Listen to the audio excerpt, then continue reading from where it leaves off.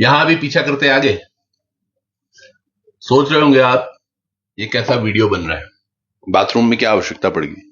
Bathroom के साथ साथ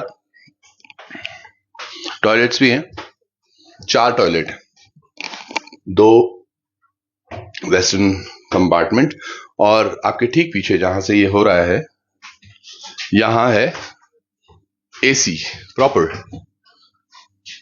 अब ये भी आप सोच रहे होंगे यार वाह क्या बात है, शानदार किसी का बाथरूम क्यों दिखा रहे हैं हम। दरअसल ये बाथरूम की एक कहानी है जिसमें मुझे गोलमोल लग रहा है। अगर आपको नहीं लग रहा तो आप भी कमेंट में बताइएगा। चलिए बाथरूम से बाहर निकलते हैं, आपको मेरी कहानी पर यकीन आएगा। मैं हूं अभी सोनप्रयाग बाजार में, और जो ये है अमित सुभाष जनरेटर। ये एक मोबाइल वैन है जो टॉयलेट के लिए इस्तेमाल की जा रही है, मेल है, और ऐसे ही एक केबिन फीमेल का भी है। अब मुझे ये समझ में नहीं आता, जहां पर मैं खड़ा हूं इस बिल्डिंग के ठीक पीछे बाथरूम बने हुए हैं तकरीबन 12-14, और उनकी हालत बहुत खराब है। उनको रख रखाव नहीं है, उनको साफ सफाई नहीं हो रही है, तमाम चीजें हैं, बिल्कुल पीछे है। अब ये मोबाइल वैन की जरूरत क्या पड़ी, ये एक बड़ा प्रश्न जरूर है। Amit Subhash generator, shop number 6, sector number 7, RK Puram, new Delhi. Number भी दिए हुए इनके, 2 नंबर हैं ऊपर, अगर आप थोड़ा क्लोज से देखेंगे तो आपको नंबर भी दिख जाएंगे। अब मैं ये विश्वास, दरअसल क्या हुआ, मैंने ये गाड़ी का नंबर देखा जो कि DL1G नंबर है, दिल्ली का नंबर है ये, और उसके बाद मेरी थोड़ी सी खोपड़ी घूमी। चलिए मैं आपको थोड़ा सा एक राउंड अबाउट इसका कराता हूं और समझाता हूं कि यहां पर किस तरह से चल रहा है। एक चालक भाई है हमारे साथ, परिचालक हैं शायद, भाई बाहर आओ जरा। ये मोबाइल वैन का संचालन करते हैं, आप भी इन साथ में ही हैं, तो आप दोनों ही, क्या कंपनी का नाम है sir? Subhash generator. Subhash generator, हाँ जी हाँ जी। अमित सुभाष जनरेटर। हाँ जी हाँ जी। तो ये दिल्ली की कंपनी है? दिल्ली की कंपनी। ये मोबाइल जो वैन है, लू है ये, इसका एक दिन का किराया कितना है दिल्ली में? सर ये दिल्ली में जो लोकल में चलती है प्लस डीजल वगैरह जर्नी वगैरह सब जोड़ के, अब वो सर मेरे को तो कंफर्म पता नहीं, वो तो मालिक को ही पता होगा सर। ठीक हो गया, ये मेरे को बिल्कुल इसका रेट पता नहीं है, क्या लेते हैं क्या नहीं लेते हो, वो तो डील जो करते हैं सर वो उनको ही पता। आपने जो मुझे रेट बताया अभी वो क्या था सर? वो जो आप बता रहे थे ना वो सर, अब इतनी दूर इन्होंने अभी मुझे बताया था, सुनो, कि दिल्ली में अगर लोकल में है तो 30,000 रुपए पर डे के हिसाब से होता है, 30,000 पर डे, और अगर वो लोकल में है तो। अब ये दिल्ली से जगह कितनी दूर है ये आप समझिएगा। हम अभी सोनप्रयाग में हैं। Sonprayag is suppose to be at least 500 kilometre, 500 kilometre दूर है हम दिल्ली से, यहां तक इसको पहुंचाने में। और इससे पहले बता रहे हैं कि इससे पहले जो गाड़ी थी वो और लग्जरी थी। हाँ जी हाँ जी, लग्जरी थी। वो कितने महीने रही? अभी 2 महीने रह के गई हैं। वो भी 2 महीने, 4। ये फिर 2 महीने के लिए आई है। जी जी। तो वो क्यों भेज दी वापस? वो उतने समय सर जब यात्रा बंद हो गई थी ना, अच्छा, तो वो सारी गाड़ियां वापस चली गई थी। और आप तो अभी जब यात्रा, अभी मैं आया हूँ 10 तारीख को, 9 तारीख। कितनी गाड़ियां आई हैं? अभी सर 3 गाड़ियां लगनी थी, शायद 2 आई हैं अभी। अच्छा, 2 आई। हाँ जी। पहले भी 3 आई थी? पहले 4 आई थी। अच्छा, पहले 4 आई। हाँ जी। 4 और 2 6। हिसाब बहुत साफ है भाई, थोड़ा सा वो हो रहे, कोई दिक्कत नहीं, आपका नहीं है। अब समझिएगा आप, मैं ये मान के चल रहा हूँ गरीब के लिए, और सबसे बड़ी बात है पहाड़ के लिए अगर कुछ भला करना है, पीछे टॉयलेट थे। जय केदारनाथ। जय केदारनाथ, गलत बात है ये? ना ना सही। समझिएगा पीछे के 12-14 टॉयलेट हैं जो सूखे पड़े हुए हैं, पता नहीं क्या कुछ है, या ठीक भी काम कर रहे हो। मैं स्थानीय से पूछ लेता हूँ, वो भी बताएंगे। सर पीछे क्या टॉयलेट बने हुए? थोड़ा आप आगे आइएगा। हाँ, आप, मैं बता रहा हूँ, आप सुनिएगा, अभी प्राइस पे आ रहा हूं मैं। क्या वहाँ क्या हो रखा है? वो पूरे बंजर पड़े, ताला लगा हुआ है। ताला लगा हुआ है? ताला लगा हुआ है, उनका कोई इस्तेमाल नहीं करता। और वहाँ कितने रुपए में बनेंगे वो? फैब्रिकेटेड है या पक्के हैं? बड़ी बिल्डिंग है, आप देख लो सर। बड़ी बिल्डिंग है, यानी कि उस बिल्डिंग में भी अच्छे खासे पैसे लगाए गए होंगे जब वो बना रहे थे।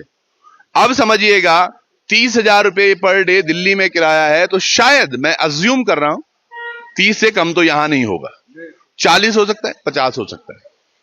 50,000 अगर पर डे है तो महीने के 15 लाख रुपए एक गाड़ी के, और 2 महीने के 30 लाख रुपए, 30 लाख रुपए। और जो इससे पहले थी वो और लग्जरी थी, शायद उसका 60,000 या 70,000 पर डे रहा होगा। ये कैलकुलेशंस आप समझिएगा। अब यहां पर 2 गाड़ियां 3 गाड़ियां आनी है तो 1.5-2 करोड़ रुपए वो हो गए। और पहले जो आए 2-2.5 करोड़ रुपए वो थे। 1.5-2 करोड़, 2-2.5 करोड़ में ये यहाँ टॉयलेट खड़ी करवा रहे हैं बस। उसमें तो इसकी सफाई होती है ना, एक इसमें तो 50,000 मिलेंगे। ये कौन राय दे रहा है? और ये एक पैसा फालतू का। और मेरे केवल वो जब नंबर दिखा मुझे, मैं कहा दिल्ली का नंबर यहाँ क्या कर रहा है, तो कुछ ना कुछ तो बात है क्या। जो अच्छा, सबसे बड़ी बात, क्या इस तरह से जो वैन्स है क्या वो उत्तराखंड में अवेलेबल नहीं है, या उत्तराखंड की कंपनीज नहीं है जो इस तरह से अवेल करती हैं? ये बड़ा प्रश्न है। तो आप समझिएगा ये तमाम चीजों को लेकर हमारी प्रति संवेदनशील सरकार क्या कर रही है। गरीबों का पैसा है, हार्ड अर्न मनी, बहुत मुश्किल से कमाया जाता है वो। क्या 2-2.5 करोड़ रुपए आउट ऑफ द वे है? ये चल रहा है उत्तराखंड में। ये भाई बाहर से आए हैं, ये शायद कहां से हैं आप सर? पंजाब से सर। कैसी लगी साहब ये कहानी? हमें तो बहुत बुरी लगती है। सोचिए, मतलब 2.5-3 करोड़ रुपए टॉयलेट के लिए इस तरह से व्यवस्था यहाँ बने हुए हैं। व्यवस्था है नहीं है, सभी बहुत तंग करते हैं। हम पंजाब से आए हैं, अभी हर एक साल आते हैं, अभी कुछ न कुछ नया देखने को मिलेगा, पर कुछ नहीं है। आगे से आगे तंग आते हैं, हम होते हैं। पुलिस वाले अलग तंग करते हैं, वो बोलते हैं तुम अपनी गाड़ी में आए हैं, टैक्सी क्यों नहीं उत्तराखंड से लेकर आए, क्यों हम पैसे क्यों दें जब हमारे पास अपनी गाड़ी है, हम अपनी गाड़ी में आ रहे हैं। तो वो अलग तंग करते हैं। वो रास्ते में कोई सुविधा नहीं है। मैं ये बोल रहा हूँ साहब, एक बाथरूम लेटरिन कहीं भी नहीं है। कोई भी तुम रास्ते में आओगे, लेडीज है, किसी को बाथरूम कराना है, होटल में रुकेंगे तो जहाँ पर चाय पानी पियेंगे तो वो करने देंगे, नहीं वो भी नहीं करने देते लेडीज को। आप अगर ये 1 या 2 टॉयलेट कहीं बनाते हैं, जैसे गाँव में घरों में बनाया जाता है, जो अनुदान सरकार की तरफ से आ रहे हैं, क्या कितना आ रहा है साहब एक बाथरूम के लिए? 1 लाख रुपए? 2.5 लाख? कितना आ रहा है? 1-1.5 लाख रुपए आ रहा है एक बाथरूम के लिए। आप समझिएगा, अगर जैसे ये भाई साहब बोल रहे हैं, ऐसे अगर 20 पड़ाव भी हुए ना, और 20 पड़ाव पे आपने अगर बाथरूम भी बनाए, तब भी वो 25-30 लाख में बन के निपट जाएंगे। और यहाँ पहले पीछे ही टॉयलेट बने हुए साहब, ये 1.5-2 करोड़ रुपए दे रहे हैं। वही तो वहाँ पीछे जो हमने कई बार शिकायत की एसडीएम साहब को, जो उनके जो है ट्रांसफर हो गए, उनसे हमने बोला कि जो है पीछे तो बहुत बढ़िया है। कई बार हमने उनसे शिकायतें की इस बार में कि जो है सोनप्रयाग जो है मुख्य पड़ाव है, आदमी की सुविधा के लिए जो है टॉयलेट और हॉस्पिटल, ये 2 चीजें ऐसी है जो अनिवार्य रूप से होनी चाहिए, लेकिन है नहीं। वहाँ देखो इतनी अच्छी टॉयलेट है, लेकिन उसका रख रखाव नहीं हो रहा। बहुत बड़ी बिल्डिंग है, आप जाके तो देखो, सच और झूठ का पता चल जाएगा। बिल्कुल, बस ये चलिए, आप चलिए जरा साथ, आप चलेंगे सर? जी सर, चलिए, चलो पड़ताल भी करते हैं, ज्यादा दूर नहीं है और हम काटेंगे भी नहीं। मतलब इतनी दूर है कि इस मोबाइल वैन से यहाँ इन हॉलों में क्या रेट लेते हैं आप? इसका जो है 200 रुपए पर हेड के हिसाब से, बहुत नॉर्मल। और जो है सीजन के टाइम पे जो है 400 रुपए पर हेड। क्या बात है, बहुत। अब इसके साथ साथ इन्हीं के लिए पीछे टॉयलेट बनाए हुए हैं, पर लेकिन क्या करें, जब मिसयूज है तो क्या करें। मिसयूज कैसे? मैंने यूज नहीं है, क्या यूज ही नहीं, बंद ही है वो। बस सारी तो चलेंगे। देखिए अभी भी ये हमसे 20 मीटर ही दूर है, मोबाइल वैन जो है ये केवल 20 मीटर दूर है, और अब हम उसी तरफ चल रहे हैं।